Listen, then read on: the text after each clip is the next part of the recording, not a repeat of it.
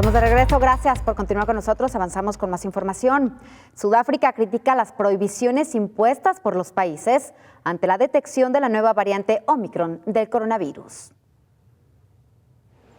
Cientos de personas han quedado bloqueadas en Sudáfrica tras las cancelaciones impuestas por varios países a la llegada de viajeros procedentes de las regiones afectadas por la nueva variante de coronavirus. Omicron ya ha sido detectada en Reino Unido, Bélgica, Alemania, Italia, la República Checa, Israel y Hong Kong. El ministro de Sanidad sudafricano critica las nuevas limitaciones. La reacción de algunos de los países imponiendo prohibiciones de viaje y semejantes medidas van completamente contra las normas y estándares establecidos por la Organización Mundial de la Salud. Muchos de los países que han tenido esta reacción draconiana están combatiendo ellos mismos la cuarta ola. Mientras 61 pasajeros que llegaron el sábado a los Países Bajos procedentes de Sudáfrica dieron positivo en las pruebas de COVID, posiblemente con la nueva cepa según las autoridades neerlandesas. La OMS asegura que la nueva mutación es preocupante y más transmisible que la Delta, aunque ha desaconsejado las restricciones de viaje. Ha anunciado que aún se tardarán varias semanas en conocer su potencia.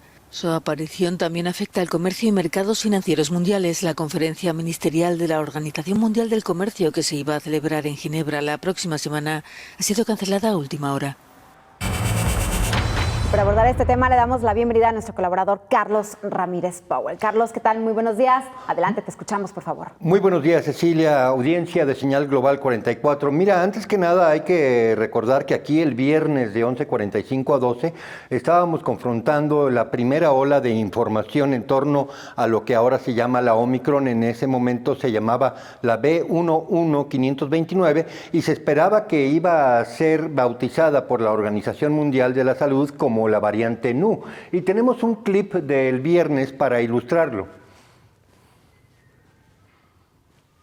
El elevado número de mutaciones hace que esta nueva cepa sea ahora muy diferente a las otras versiones.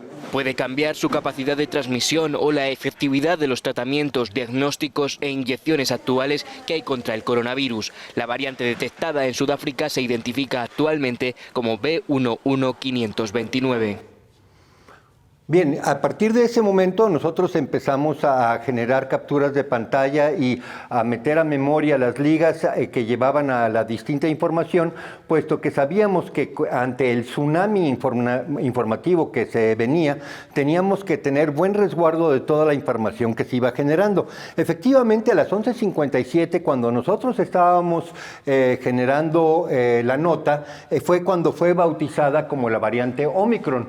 Sin embargo, nosotros al hacer la búsqueda en Google encontramos esta página de la World Economic Forum de Klaus Schwab del 26 de julio del 2021, del 2021, en donde se explicaba cómo era que se detectaba una variante. Ahí en la lámina número 2 tenemos por primera vez que estaba la variante B11529, estamos hablando de julio del 2021. Entonces, esta cepa que fue publicitada el día viernes, en realidad ya tenía un rastreo en red desde mediados del año. En la siguiente lámina, tenemos que esta variante B11529 tenía una enorme cantidad de mutaciones. Están hablando de 30 letras cambiadas del código genético de la espiga y otras 20 adicionales en torno al resto de la envoltura del virus. En la siguiente lámina tenemos a Sajid Javid el día 26 hablando de que la pandemia está muy lejos de haber terminado dentro del miedo que hay de que se genere un confinamiento muy severo para la Navidad. En la que sigue tenemos ahí exactamente el momento en que fue nombrada Omicron a las 11:57 del día 26. La que sigue Ahí tenemos lo que es el cuadro epidemiológico de Gran Bretaña cuando lo comparamos con el cuadro epidemiológico de África del Sur y de Botswana. Básicamente no se ha movido la aguja de cero en estos dos países, mientras que en Gran Bretaña, muy probablemente debido a condiciones ambientales, hay que recordar que el coronavirus se empieza a difundir con mayor eficiencia en invierno, en Gran Bretaña está habiendo un repunte. En la lámina que sigue, tenemos que el día 24, África del Sur, el mismo ministro de Salud que estábamos viendo en pantalla antes, estaba pidiéndole a las compañías productoras de vacunas, Johnson & Johnson y Pfizer, que no enviaran más vacunas, puesto que estaban saturados y no había demanda de ellas en África del Sur. En África del Sur en este momento tenemos un índice de no más del 30% de la población vacunada y una gran renuencia a aceptar vacunarse. Entonces, lo que tenemos aquí es la petición de ese ministro de Salud de que se paren los envíos, puesto que no hay manera de guardarlos sin que se echen a perder, sin que caduquen rápidamente. En la lámina que sigue, tenemos arriba lo que sería la variante Omicron, la B11.529, que desde julio del 2021 ya teníamos indicios de su existencia, de acuerdo al autor James Broome de la World Economic Foundation y es ahí donde podemos ver que básicamente es una cepa que se mantuvo separada del resto de las mutaciones y que pudo manejarse, vamos a llamarlo, en perfecta independencia de toda la demás lógica evolutiva. Esto es muy importante, puesto que si tenemos un indicio de su existencia desde julio y no se hizo nada al respecto y no se dieron casos en África del Sur y Botswana, que es supuestamente su punto de origen, entonces lo que tenemos es el primer indicio de que en realidad, uno, ni es tan contagiosa y dos, ni es tan virulenta. Sin embargo, esto obviamente está abierto a debate en este momento. La lámina que sigue.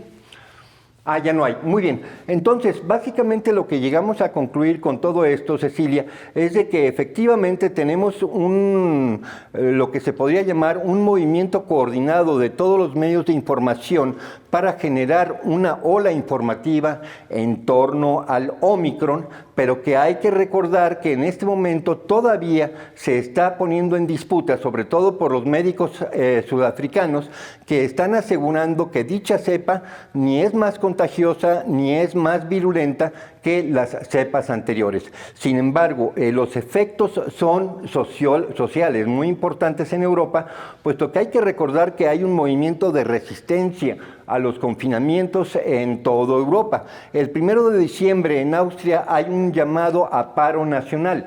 Este 1 de diciembre veremos qué tanta eficiencia tiene las redes sociales de resistencia frente a lo que se podría llamar un operativo máximo de desinformación o de información exagerada por parte de las autoridades de la Unión Europea. Todo esto nos lleva a prefigurar lo que podría ser una gran batalla desde el punto de vista informativo respecto a efectivamente cuáles son los efectos del COVID sobre la salud, cuáles son los efectos de la vacuna sobre la salud y sobre todo a partir de este momento cuáles son los efectos de la resistencia social a los confinamientos en Europa respecto a lo que se podría llamar una iniciativa por parte de los gobiernos de generar esquemas de control social mucho más restrictivos.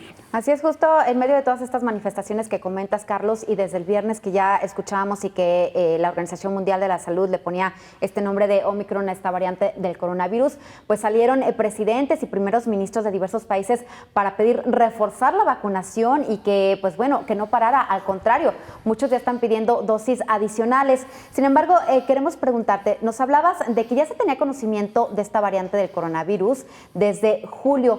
¿Qué pasó? ¿Por qué no había tanto escándalo como lo estamos viendo hoy o tanta preocupación? ¿Y cómo se comportan estas nuevas variantes? ¿Va a sustituir a las otras variantes que conocíamos como la Delta o la Alfa o la Gamma que habíamos visto durante todos estos meses? ¿Cuál es el comportamiento? Mira, básicamente hasta este momento es la Delta la que domina. La Delta tiene suficientes mutaciones como para en ocasiones evadir, de acuerdo a la narrativa oficial, el aspecto protector de la vacuna. Cuando nos hablan de que la nueva variante, la Omicron, tiene 30 mutaciones en la proteína de espiga, básicamente lo que están avisando es que las actuales vacunas van a ser poco eficientes para parar esta infección, de acuerdo a la narrativa oficial, lo cual significa que Pfizer inmediatamente salió a declarar que podría estar lista para generar una vacuna que se adecue a las nuevas mutaciones en 100 días. Eso también estaba dentro de la nota.